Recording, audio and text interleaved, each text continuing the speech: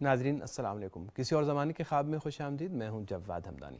ناظرین، تصوف جو کہ ایک خالصتاً داخلی اور روحانی طریقہ کار ہے، جس کے تحت انسان کی تربیت کر کے اس کو خدا کے نزدیک لانا بنیادی مقصد ہے، اس حوالے سے ہماری بات چیت جاری ہے اور گزشتہ کئی پروگراموں میں ہم نے تصوف کے ارتقاء کے حوالے سے بات کی اور پھر تصوف کے سلاسل اس وقت زیر بحث ہیں، اور ہم بات کر رہے ہیں سلسلہ چشتیہ کے حوالے سے کہ یہ سلسلہ کیا ہے، اس کا آغاز کیسے ہوا، ان کے اصول پر بھی جو ہمارے معزز مہمان ہیں ظفر اللہ خان صاحب وہ پہلے بات کر چکے ہیں، انہی سے اسی بات کو مزید سمجھنے کی کوشش کرتے ہیں۔ ظفر اللہ خان صاحب، پروگرام میں خوش آمدید۔ گزشتہ پروگرام میں آپ نے چشتیہ سلسلے کا ایک تعارف پیش کیا اور بات جو ہے ہماری جب بحث آگے بڑھی تو بات جا پہنچی موسیقی کے حوالے سے اور قوالی کے حوالے سے، ایک ایسی چیز جو کہ جمہور علماء میں اسلام میں اس کے حوالے سے کوئی ہمیں اچھا تاثر نہیں ملتا، بلکہ اس کی ممانعت بھی ہے۔ کس طرح سے یہ ایک مقدس مذہبی جو ایک فرقہ ہے، فرقے بلکہ آپ سلسلہ ہے تصوف کا، اس میں یہ آئی اور ایک مقدس حیثیت لے کر آ گئی؟ بسم اللہ الرحمن الرحیم، رب اشرح لی صدری ویسر لی امری، اللہم صلی علی محمد وعلی آل محمد وبارک وسلم۔ قوالی کا جب نام آتا ہے نا تو دل میرا بھی تھوڑا سا مچلنے لگتا ہے۔ ہماری کلاسیکی روایت میں اس کو سماع کہتے ہیں، سماعت سے، سننے سے۔ اب ہم عام طور پہ قوالی کہہ لیتے ہیں عوامی زبان میں، محفل سماع بھی لکھا جاتا ہے۔ یہ روز اول سے زیر بحث ہے، ہم اس ڈیبیٹ میں فی الحال نہیں جاتے، یہ کبھی اسپیشل پروگرام کریں گے۔ البتہ کلاسیکل سٹیٹمنٹ کہتے ہیں امام غزالی کی ہے کہ بڑی ہی عجیب و غریب سٹیٹمنٹ ہے کہ سماع اہل کال پہ حرام ہے، اہل حال پہ واجب ہے۔ سبحان اللہ، اس میں انہوں نے بات ہی ختم کر دی۔ البتہ یہ خراسان سے شروع ہوئی، اس میں موسیقی تو نہیں ہوتی تھی، پھر دف شروع ہو گئی، شاذلیوں نے ادھر دف شف بہت بڑھا دیا، ہندوستان میں معاملہ آگے بڑھ گیا۔ تو حضرت معین الدین چشتی جب آئے، وہ صاحب ذرا آپ کو بتایا ان کی بڑی علمی روایت تھی، میں نے آپ کو بتایا ہے کہ وہ خراسانی اور یہ ہراتی دونوں روایت میں منتہی تھے۔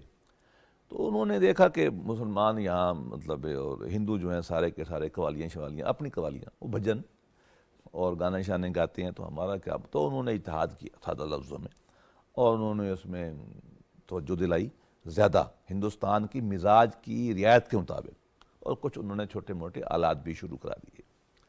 صاحب ذرا اس پہ علماء میں اختلاف ہے، بعض کے یہاں جواز ہے، بعض کے یہاں نہیں ہے، ہم فی الحال اس بحث پہ نہیں پڑھتے، انہوں نے اس کو جائز رکھا۔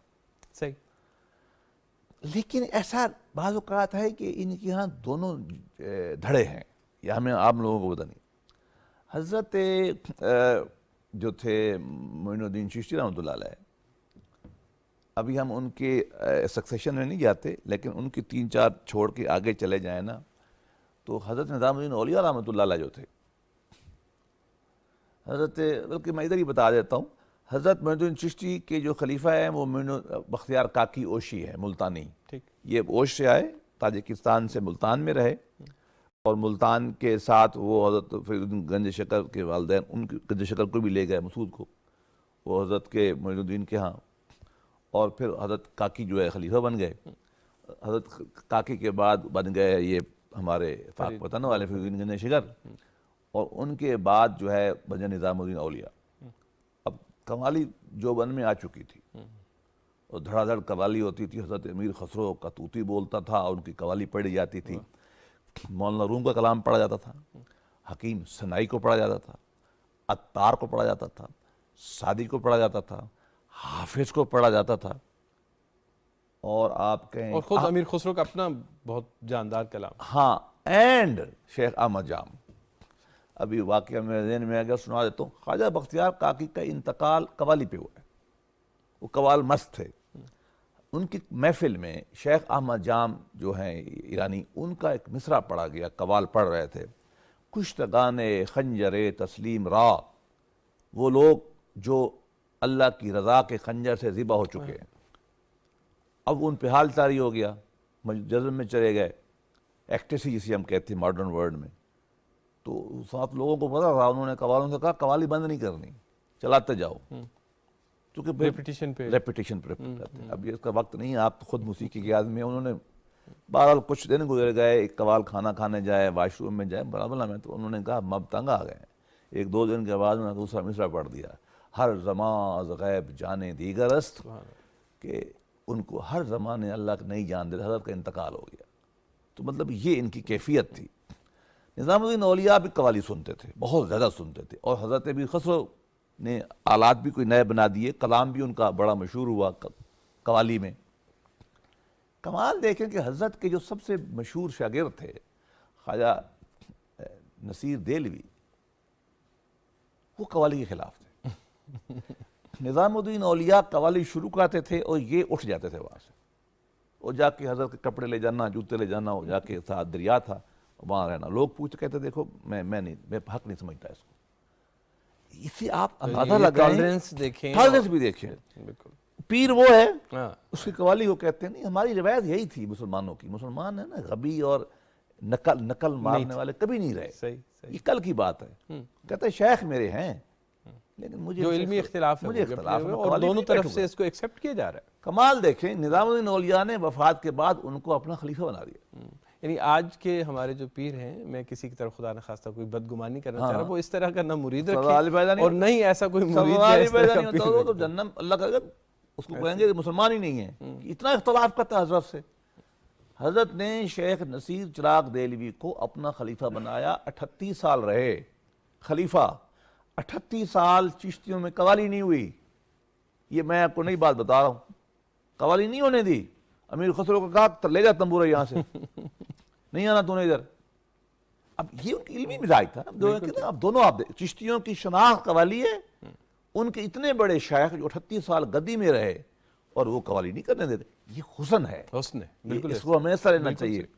تو قوالی میں بہرحال انہوں نے بڑا نام بنایا، اور آج تک قوالی جو ہے جس نے مسلمانوں کے لیے ایک احسان کا کام بھی کیا، کہ انہوں کو بہت متعارف کرایا۔ اور جیسے آج کل ویسٹ میں ہے تو ہم تو بابا اچھا دیوبندی آپ کو پتہ ہے چشتی ہیں، سارے دیوبندی، حضرت یہ بھی عام تصور کے بالکل برخلاف نہیں، میں بات کر قوالی کے حوالے سے۔ اب دیکھو علماء دیوبند کا ایک سخت موقف ہے قوالی پر، موسیقی پر، شدید، مزار نہیں بنانے، بالکل ایسے قوالی نہیں ہے، بالکل ایسے۔ حضرت مہاجر مکی رحمۃ اللہ علیہ جو قاسم نانوتوی یا ہمارے علماء دیوبند کے شیخ ہیں، سب سے بڑے، چلے گئے، خالص پکے ٹھکے چشتی۔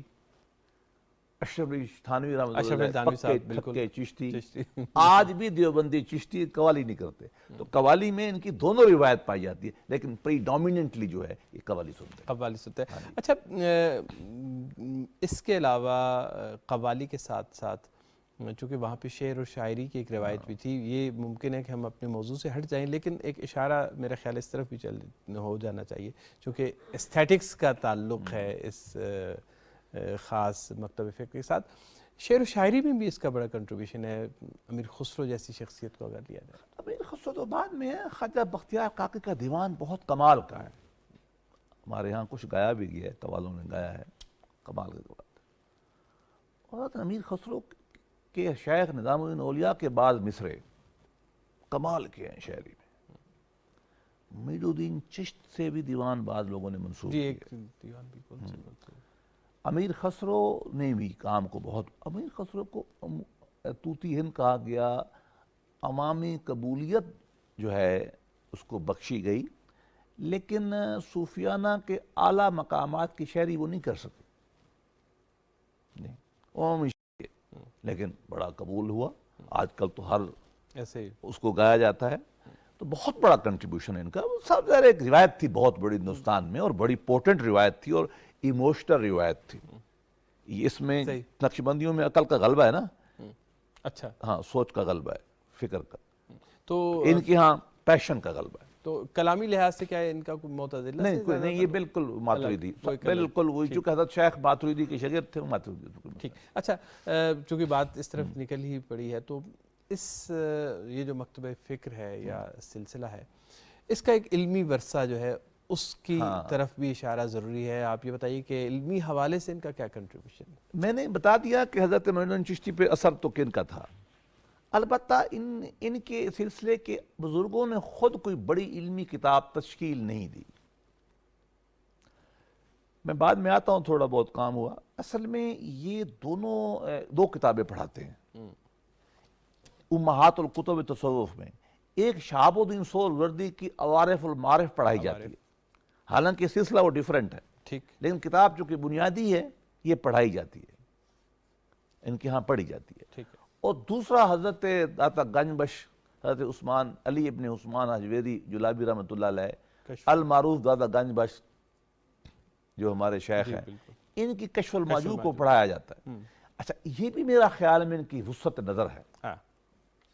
اچھا، حضرت کشف معین الدین اپنے علی حجویری تو رحمۃ اللہ علیہ کسی سلسلے میں نہیں بیٹھتے، ایک انڈیپینڈنٹ سے آدمی ہیں، مجتہد تھے یہ.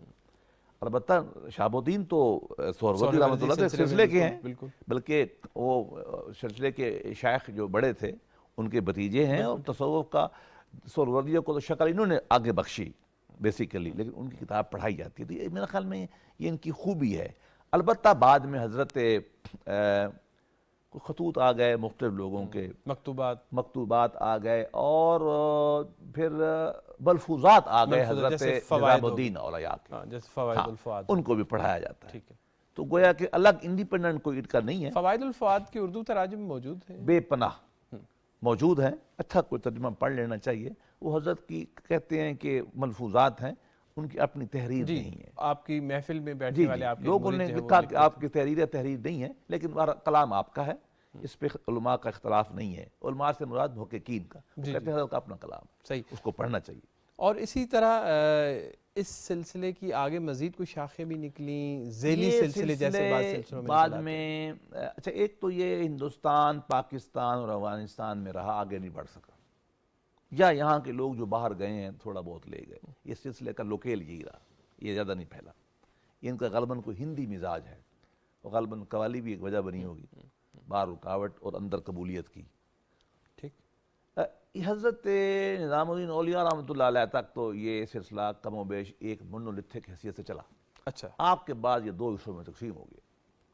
آپ کے دونوں خلفاء، ایک خلیفے آپ کے ہوئے حضرت صابر کلیر والے، ان کی طرف سے جو ہے آپ کا سلسلہ چلا گیا، جنہیں صابری کہا گیا. یہ صابری.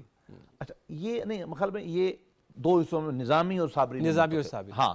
ان کے جو اوپر والے شیخ تھے وہاں سے یہ مسئلہ شروع ہوا، بالکل. اور حضرت مسعود گنج شکر کے دو خلیفہ تھے، وہاں تک ایک ہی کہا جائے گا. اس کے بعد یہ دو حصوں میں تقسیم ہو گیا. دونوں میں کوئی زیادہ علمی فرق نہیں ہوا. البتہ صابر میں ایکٹیسی وغیرہ زیادہ بڑھ گئی ایک اس مزاج میں. نظامی نے زیادہ اثر ڈالا. جو آگے پھیلا ہے، زیادہ پھیلا ہے، ہم کہہ سکتے ہیں غالباً یہ سوبائٹی تھی ان کے مزاج میں، اور ان کا شخصیت بڑی زوردار تھی نظام الدین اولیاء کی.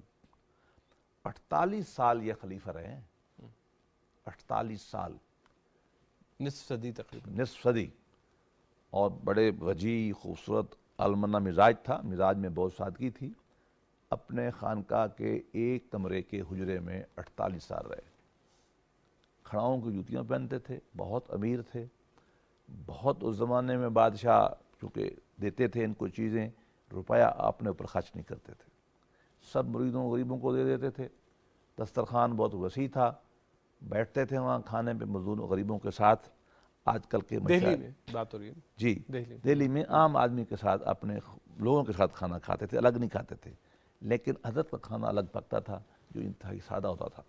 اور دعوت جو ہے وہ بہت بڑی کرتے تھے، چونکہ پیسے لوگ بہت دیتے تھے. اس سے مزاج کے آدمی کا پھر اثر ہوتا ہے. اچھا، یہ بتائیے کہ آپ نے اشارہ کیا بھی کہ حکمرانوں کی طرف سے آپ کو پیسے بہت ملتے تھے. اس سلسلے کا، نقشبندی سلسلے کا تو آپ نے بتایا کہ ان کا حکمرانوں کے ساتھ اور اہل اقتدار کے ساتھ کیا تعلق رہا. اس سلسلے کے جو بڑے لوگ ہیں ان کا کیا تعلق تھا؟ یہ بڑا اہم سوال ہے. عملاً یہ لوگوں سے، حکمرانوں سے بطور اصول یہ نہیں ملتے تھے.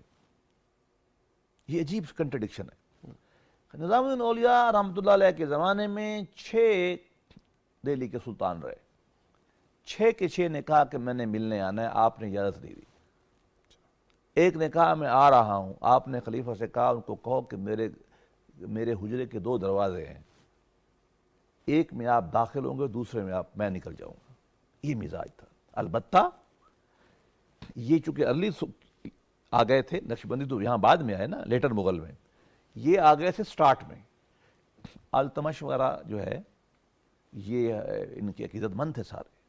مراد یہ ملتے نہیں تھے ان سے، یہ اپنے تحفے تحائف بھیجتے تھے. سلطانی نے دہلی، سلطانی بنگال، یہ سارے ان کے مرید تھے، سارے کے سارے. اور پھر مغلوں میں اکبر بہت معتقد تھا اپنے زمانے کے خواجہ سلیم چشتی کا. اکبر کی اولاد نرینہ نہیں ہوتی تھی تو ان کو ملتے نہیں تھے سلیم چشتی اور اپنی روایت میں، لیکن تحفے تحائف بھیجتے تھے. اور وہ کہاں پر تشریف فرماتے اس وقت؟ وہ اکبر تو چونکہ فتح پور میں تھے. وہ ان کو مزار بھی ادھر ہی ہے، اچھا، اس کے قریب ہی ہے، بہت بڑا مزار ہے. اور انہوں نے دعا کی، کہتے یہی ہیں کہ ان کی دعا سے جہانگیر جو ہے پیدا ہوا. تو رابطہ یہ رکھتے تھے، نذرانے یہ دیتے تھے.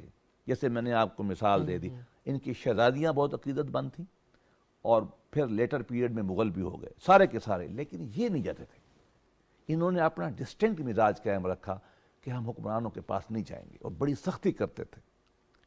یہ چشتیاں جو ہیں یہ نہیں جاتے. تو کیا ان کا بنیادی مقصد جو یہ تھا کہ وہ سیاست میں مداخلت نہیں چاہ رہے تھے؟ وہ یہ کہتے تھے کہ ہم دینی کام کر رہے ہیں، حکمرانوں کی لڑائیاں جاری رہتی ہیں. دیکھو نا، ایک پارٹی کا دوسرا پارٹی تو خلاف ہو جاتی ہے نا. وہ کہتے ہیں ہم دونوں کے لیے یکسو رہنا چاہتے ہیں. یہ ہم سے ہماری عمومی روایت رہی ہے. نقشبندیوں نے بھی اس طرح نہیں جوڑا اپنے آپ کو، ملتے جلتے پارٹی نہیں پارٹی نہیں بننا نہیں چاہیے، صوفی کو نہیں بننا چاہیے. علمی کام ہو، تصوف کا کام ہو، چیریٹی کا کام ہو، جب آپ پارٹی بنیں گے آپ نقصان اٹھائیں گے. آپ کا دروازہ ہر کے لیے کھلا ہونا چاہیے، جو بھی آئے. آپ ایک بڑے کاز میں کھڑے ہیں نا، آپ نے لوگوں کو اللہ سے جوڑنا ہے. اس لیے تو یہ صوفی آپ کو، یہ تو بادشاہ اور وہ تو ہندو کو نہیں روکتے، عیسائی کو نہیں روکتے.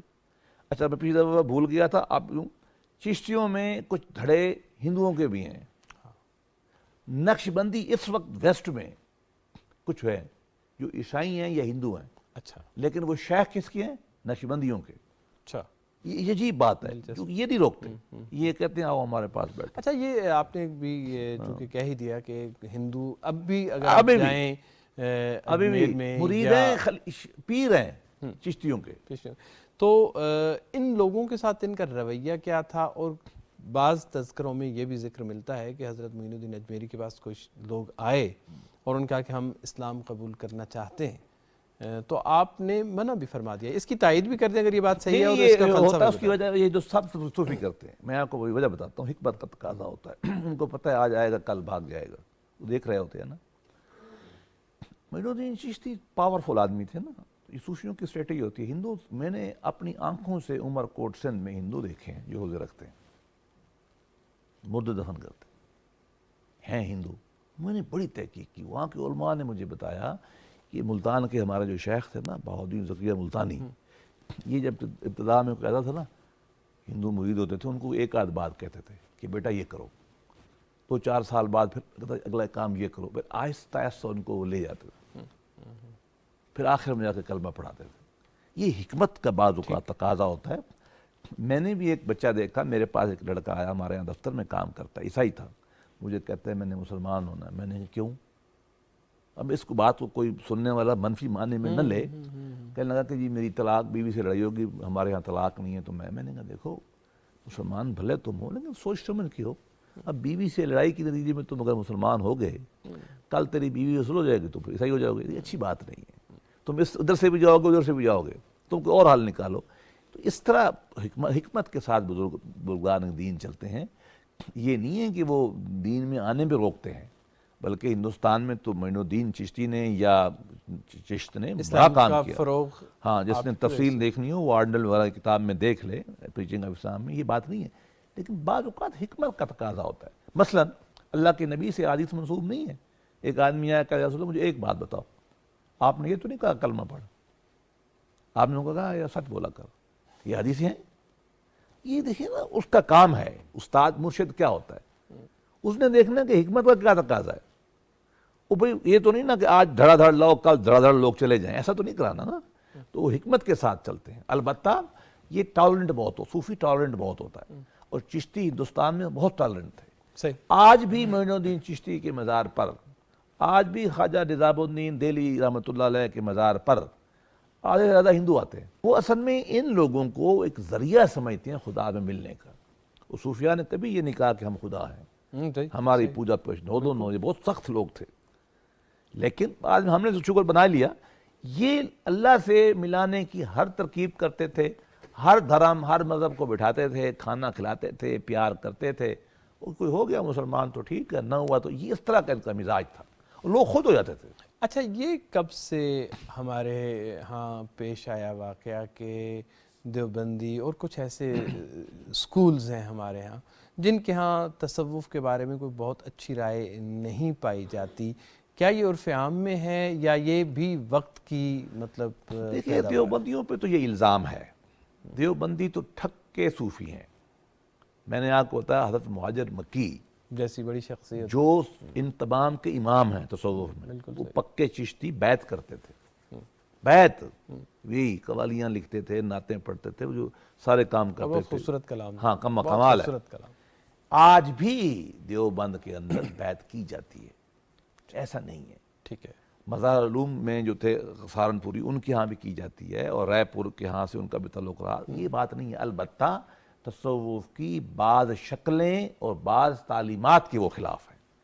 ساتھ درے ان کی علمی روایت ہے, ہم اس سے اختلاف کر سکتے ہیں. جیسے بریلوی کی علمی روایت ہے نا, ٹھیک, مزار علوم کی علمی روایت ہے. دیوبند کی ایک خاص کا کلامی اور ایک مزاج ہے, فقہی کلامی انداز ان کا. اس سے جو تصوف کی, تصوف تو بڑا لوز ہے نا.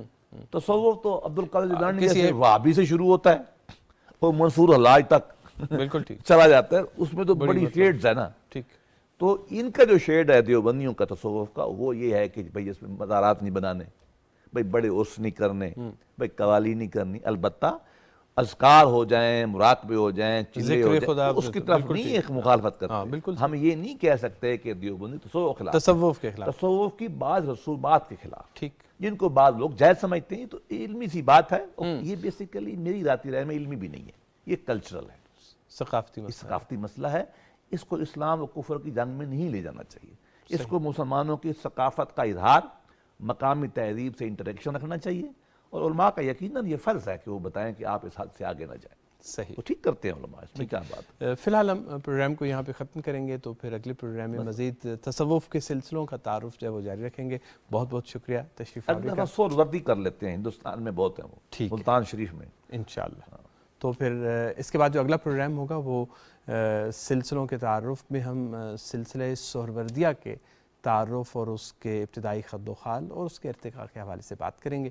فی الحال اجازت دیجیے, خدا حافظ.